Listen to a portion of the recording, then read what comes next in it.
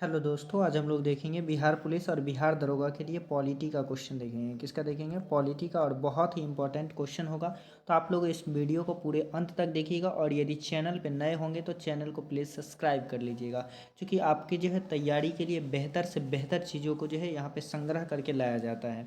तो देखिए, ये जो है पॉलिटी का क्वेश्चन होगा। तो पहला क्वेश्चन कहता है, पहला है स्त्री पुरुष के लिए समान कार्य के लिए समान वेतन, यह किस आर्टिकल में है? तो स्त्री पुरुष के समान कार्य के लिए जो समान वेतन की व्यवस्था की गई है, यह किस आर्टिकल में है? तो ये आर्टिकल हो जाएगा आपका अनुच्छेद हो जाएगा आपका 39, यानी आर्टिकल 39 हो जाएगा। आर्टिकल 39 में कहता है कि समान पुरुष और समान कार्य के लिए स्त्री और महिला के लिए जो है समान कार्य के लिए समान वेतन दिया जाएगा। और 39 का कौन सा? 39 के में कहता है कि निःशुल्क विधि सहायता, यानी जो भी सहायता होगी महिलाओं को ये निःशुल्क दी जाएगी। जबकि आर्टिकल 40 कहता है ग्राम पंचायत की बात करता है। तो ये जो है आपका आर्टिकल 39 हो जाएगा, यानी ऑप्शन नंबर ए जो है बिल्कुल राइट है। देखिए, यहाँ जो क्वेश्चन होगा ये आपका भाग जो है 4 से होगा। किससे होगा? भाग 4 से होगा। जबकि इससे पहले की वीडियो में जो है आपको भाग 1 से 3 तक का क्वेश्चन मिल जाएगा। तो देखिए, दूसरा क्वेश्चन है समान सिविल संहिता। तो जो समान सिविल संहिता है ये किस अनुच्छेद में है? तो समान सिविल संहिता आपका अनुच्छेद 44 में है। किस में है? 44, यानी ऑप्शन नंबर डी जो है इसका बिल्कुल राइट होगा। जबकि आर्टिकल 41 कहता है दशा, यानी मनोचित दो जो भी सरकारी सहायता होगी, कुछ दशाओं में सरकारी सहायता दी जाएगी। ये किस में कहा गया है? आर्टिकल 41 में कहा गया है। जबकि आर्टिकल 42 में कहा गया है मनोचित दशा। क्या कहा गया है? मनोचित दशा, जैसे कि प्रसूति सहायता, गर्भवती महिला द्वारा कठोर शारीरिक श्रम के दौरान जो भी कुछ दिया जाता है वो सारा चीज़ किसके अंतर्गत रखा गया है? तो ये आर्टिकल 42 के अंतर्गत रखा गया है। आर्टिकल 43 में कहता है कि निर्वाह योग्य मजदूरी, यानी आप कोई भी काम करेंगे तो उसके लिए आपको इतना सैलरी दिया जाएगा कि आपका क्या हो, जीवन यापन अच्छे से हो सके। तो उसे किसे क्या कहा जाता है? तो निर्वाह योग्य मजदूरी। ये किस में है? आर्टिकल 43 में। और इसका सही आंसर आपका ऑप्शन नंबर डी है। नेक्स्ट क्वेश्चन है SC/ST के विशेष आरक्षण का प्रावधान की चर्चा किस अनुच्छेद में है? तो SC/ST के जो विशेष आरक्षण का जो प्रावधान है ये आर्टिकल 46 में है। किस में है? आर्टिकल 46, यानी ऑप्शन नंबर डी जो है इसका राइट है। नेक्स्ट क्वेश्चन है अनुच्छेद 40 क्या है? तो देखिए, अनुच्छेद 40 जो है ये क्या है? तो अनुच्छेद 40 जो है गांधीवादी है। कैसा है? गांधीवादी। इसमें किसकी चर्चा है? तो आर्टिकल 40 में जो है ग्राम पंचायत की चर्चा है। और गांधीवादी में कौन कौन सा आर्टिकल आता है? तो ये 40 आएगा, 43 का आएगा, 46 आएगा और 47 आएगा। जबकि समाजवादी में जो है आपका 38 हो जाएगा, 39 हो जाएगा, 39 का हो जाएगा, 41, 42 और 43 हो जाएगा। और बाकी जो है उदारवादी में आ जाता है, जैसे कि 44, 45, 48, 48 का 49, 50, 51, ये सारा किस में आ जाता है? तो उदारवादी में आ जाता है। तो इसका सही आंसर आपका ऑप्शन नंबर ए है। नेक्स्ट क्वेश्चन है मूल अधिकार कहाँ से लाया गया है? तो मूल अधिकार जो है ये कहाँ से लाया गया? तो मूल अधिकार आपका लाया गया है USA से। कहाँ से लाया गया है? USA, यानी ऑप्शन नंबर सी जो है इसका राइट है। नेक्स्ट क्वेश्चन है संघ की चर्चा किस भाग में है? तो जो संघ है, संघ की चर्चा किस भाग में है? तो संघ की चर्चा आपका भाग 5 में है। किस में है? भाग 5 में। और भाग 5 अनुच्छेद कितना से कितना है? तो ये जो अनुच्छेद है ये 52 से 151 तक की चर्चा किस में है? तो भाग 5 में। यदि आपका भाग 5 पे कमांड हो जाता है तो सारा कुछ जो है इसी में लिखा गया है। बहुत ही इंपॉर्टेंट है आपका भाग 5। नेक्स्ट है राष्ट्रपति का पद कहाँ से लाया गया है? तो राष्ट्रपति का जो पद है ये कहाँ से लाया गया? तो ये लाया गया है UK से, यानी ब्रिटेन से लाया गया है। कहाँ से लाया गया? ब्रिटेन से। ये किस आर्टिकल में है? तो आर्टिकल नंबर 52 में जो है राष्ट्रपति के पद की चर्चा है, यानी इसका सही आंसर ऑप्शन नंबर सी है। नेक्स्ट क्वेश्चन है कौन से संविधान संशोधन के द्वारा दिल्ली तथा पुदुचेरी में विधानसभा का गठन किया गया? तो ये जो है कौन से संविधान संशोधन था? तो ये आपका 69वां संविधान संशोधन के द्वारा जो है दिल्ली और पुदुचेरी में जो है विधानसभा का गठन किया गया। तो इसका सही आंसर ऑप्शन नंबर बी हो जाएगा। नेक्स्ट है अनुच्छेद 52 में किसकी चर्चा है? तो अनुच्छेद 52 में जो है ये किसकी चर्चा है? तो राष्ट्रपति की पद की चर्चा है। किसकी चर्चा है?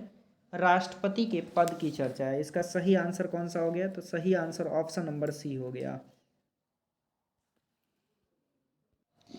नेक्स्ट क्वेश्चन है, अब तक राष्ट्रीय आपात कितनी बार लगी है? तो अब तक जो राष्ट्रीय आपात है वो कितनी बार लग चुकी है? तो ये जो राष्ट्रीय आपात है आपका 3 बार लग चुका है। कितना बार लगा है? 3 बार, यानी ऑप्शन नंबर बी जो है इसका राइट है। जबकि पहला जो राष्ट्रीय आपात लगा था 1962 में, इस समय कौन सा युद्ध हुआ था? तो ये चीन के साथ युद्ध हो गया था भारत का, तो ये लगाया गया था 1962 में।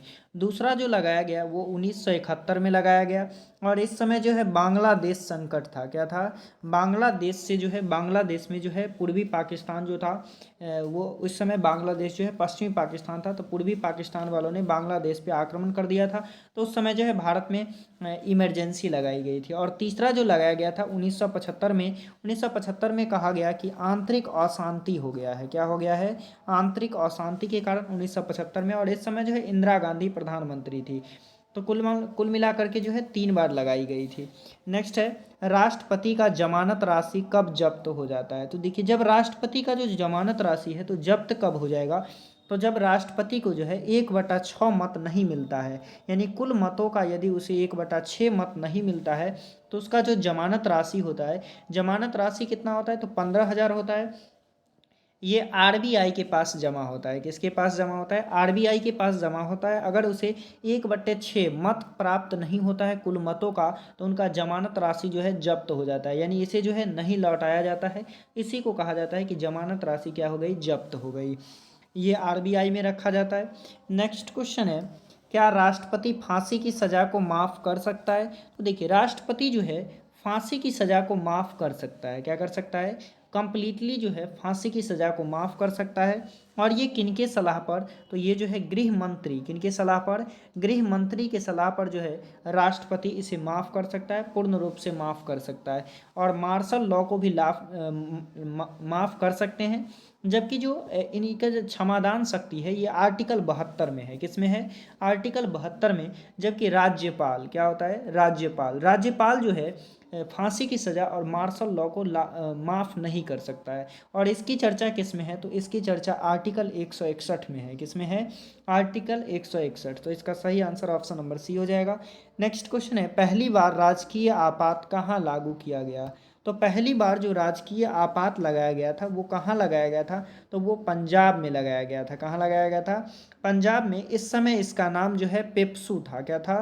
पेप्सू। और ये लगाया गया था 1952 में। कब लगाया गया था? 1952, यानी ऑप्शन नंबर बी जो है इसका बिल्कुल राइट है। नेक्स्ट है, राष्ट्रपति के द्वारा विधायक को रोकने की शक्ति, विधेयक को रोकने की शक्ति को क्या कहा जाता है? तो राष्ट्रपति जो है किसी भी विधेयक को रोक सकता है, यही शक्ति क्या कहलाता है? तो ये कहलाता है वीटो। क्या कहलाता है?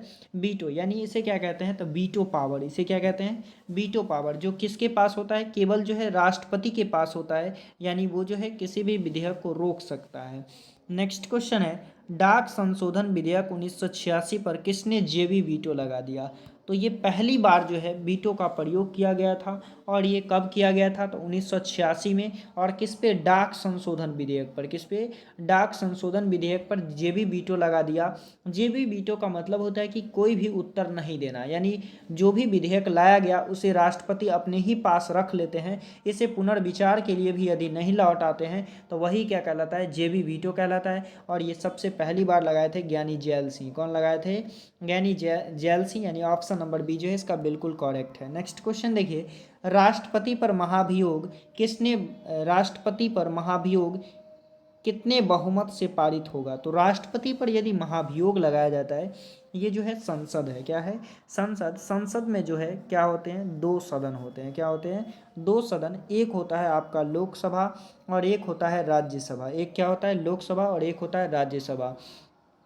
आप जो है किसी भी सदन से जो है महाभियोग लगा सकते हैं, लेकिन जब आप महाभियोग प्रारंभ करेंगे तो उसका जो है वोटिंग कितना होना चाहिए? तो 1/4 वोट से जो है आप इसे पारित करेंगे। क्या करेंगे? पारित करेंगे। और जब इसे एक सदन से दूसरे सदन में भेजना होगा तो इसे 1/4 मतों से जो है आप पारित करके एक सदन से दूसरे सदन में भेज सकते हैं। और इससे पहले जो है राष्ट्रपति को 14 दिन का समय दिया जाएगा, जिसमें कि जो है राष्ट्रपति अपने सफाई में कुछ कहेंगे। और जब ये पारित हो जाता है तो राष्ट्रपति जब अपने अपने बारे में कह लेंगे, सफाई दे लेंगे, तो यहाँ 2/3 कितना मत होना चाहिए, 2/3 मतों से जो है आप उसे पारित करके और राष्ट्रपति को क्या कर सकते हैं, हटा सकते हैं। तो यहाँ कहा गया है कि बहुमत से पारित होगा, तो पारित करने के लिए कितना चाहिए, तो 1/4 मत चाहिए, यानी ऑप्शन नंबर बी जो है इसका बिल्कुल राइट हो जाएगा। नेक्स्ट क्वेश्चन है, राष्ट्रपति पर महाभियोग किस सदन से प्रारंभ होगा। तो राष्ट्रपति पर जब महाभियोग लगेगा तो आप किसी भी सदन से पारित कर सकते हैं, लेकिन कितना मत होना चाहिए, 1/4 होना चाहिए, और लागू करने के लिए 2/3 होना चाहिए। तो ये इसका सही आंसर ऑप्शन नंबर डी हो जाएगा, यानी किसी भी सदन से कर सकते हैं। नेक्स्ट क्वेश्चन है, जब लोकसभा में किसी को भी बहुमत नहीं प्राप्त होता है तो राष्ट्रपति किसी को भी पीएम घोषित कर देता है, तो उसे कितने दिन के भीतर अपना बहुमत सिद्ध करना होता है।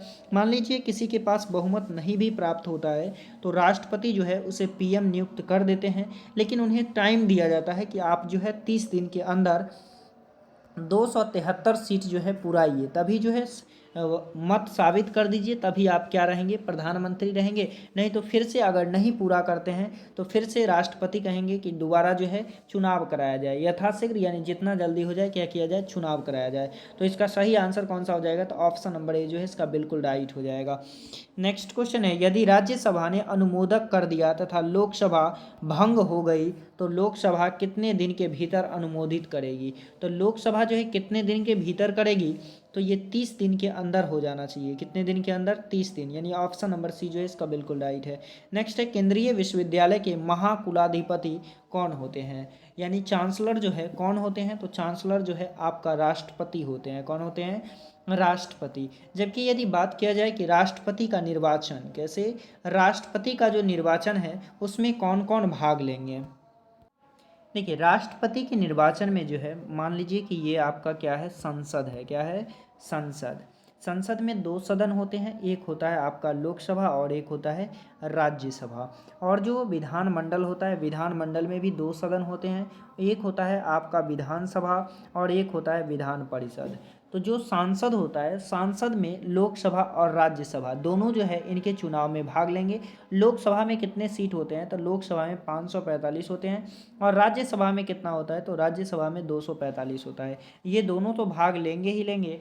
विधानमंडल में से जो है केवल आपका विधानसभा भाग लेंगे, क्या लेंगे, विधानसभा भाग लेंगे, जबकि विधान परिषद जो है भाग नहीं लेता है। और इनके द्वारा जो मनोनीत सदस्य होते हैं, क्या होते हैं, जो मनोनीत सदस्य होते हैं विधान परिषद का, वो जो है इसमें जो है चुनाव में भाग नहीं लेते हैं। और 2 एंग्लो इंडियन, यानी 2 जो एंग्लो इंडियन होते हैं वो भी भाग नहीं लेते हैं, और 12 मनोनीत सदस्य भी जो है इनके चुनाव में भाग नहीं लेते हैं।